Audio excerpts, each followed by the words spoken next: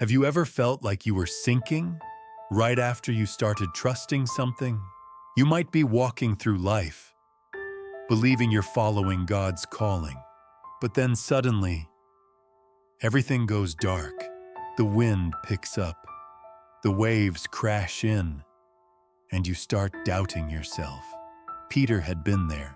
One night, out at sea, exhausted from rowing, waves pounding, wind howling, and then a figure appeared, walking on the water. No one could believe their eyes. "It's a ghost!" they screamed, but then a voice broke through the night. "Take heart. It is I. Don't be afraid." I want you to stay with this video because we're going to walk with Peter. We'll listen as Jesus calls, and we'll learn how to hold on to faith, even when all we can see are storms. Before we go deeper, let's go back to that moment. Every step, every second of fear and hope. Peter and the disciples had been rowing all night. They were exhausted. The wind was against them. The sea was rough, and the darkness swallowed up every flicker of hope. No torches, no direction, just the sound of heavy oars, waves slamming against the boat, and their courage slowly fading. Then, they saw someone walking, not on land, but on the water. They didn't think it was a miracle. They thought it was a ghost, a hallucination, a bad omen. And then the voice came. "Take heart. It is I. Don't be afraid." Peter recognized that voice, the voice of the teacher he loved. And the first thing he did wasn't to sigh in relief. He challenged, "If it's really you, tell me to come to you on the water." It wasn't a skeptic's dare. It was a heart longing to believe, longing to step out of the boat, out of the comfort zone, into the unknown. And Jesus didn't preach. He didn't explain. He simply said one word, "Come." Peter put one foot on the water. It didn't sink.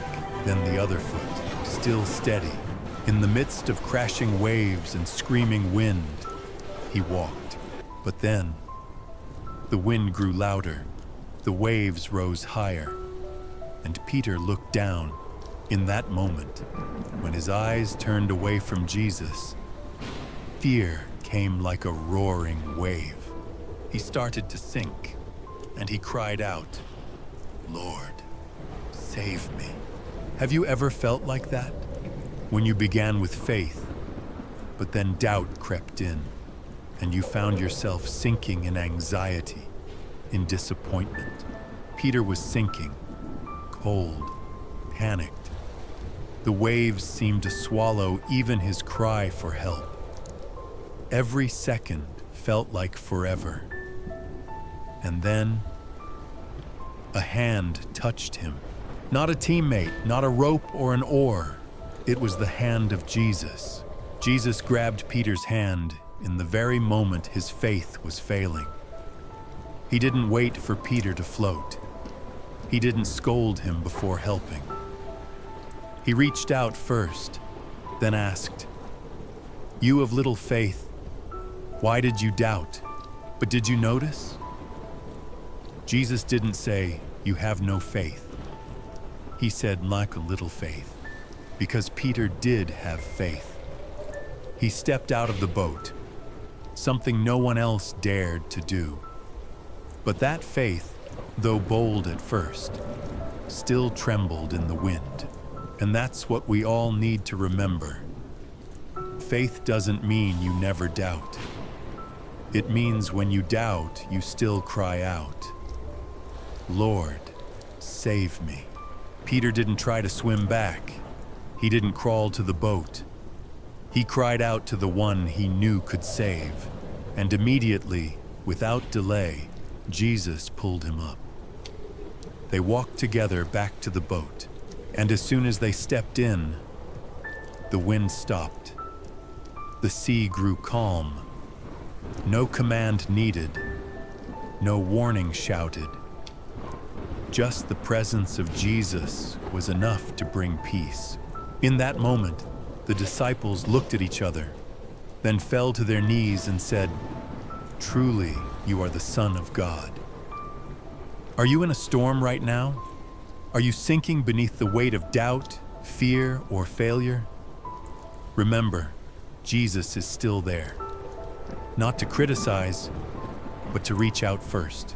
Maybe you're in the middle of your own sea. There's no real wind, no crashing waves. But there are sleepless nights filled with worry. There are days where you keep paddling, at work, at home, in your relationships, and you can't even see the shore. Maybe you started with faith. You believed God called you out of your comfort zone. You prayed with a hopeful heart. You stepped out. You took the risk. But then, the wind rose.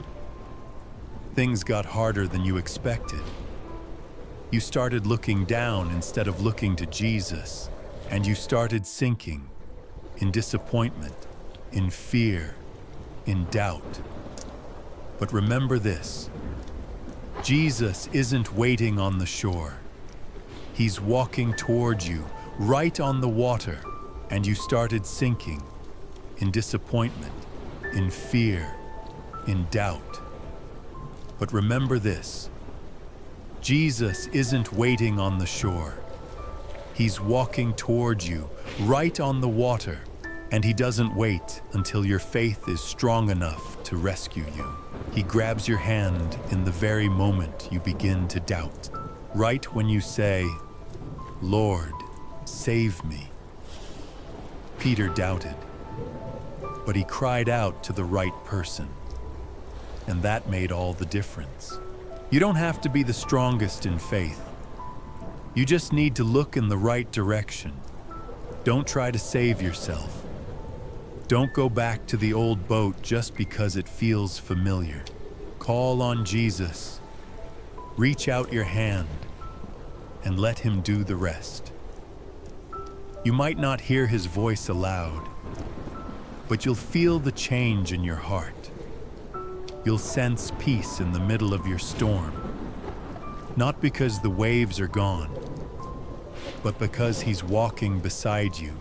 You know, there are things in life you can't control. You can't stop the wind. You can't calm the sea. You can't see everything that's coming tomorrow. But you can choose where to set your eyes. You can choose to trust the one who never changes. And you can call his name, even when your heart is full of doubt. Peter sank. But Jesus didn't abandon him. He didn't say, "Come back when your faith is stronger." He just said, "Come." And when Peter cried, "Lord, save me," Jesus was already there. He's there with you too, in your storm, in your exhaustion, in the whispers that tell you you're not good enough, not strong enough, not faithful enough. Jesus doesn't demand that you be enough. He just asks that you reach out and whisper, "Lord, I believe. Even when I'm weak, I still believe." If you're going through a storm in life, let this video be your pause.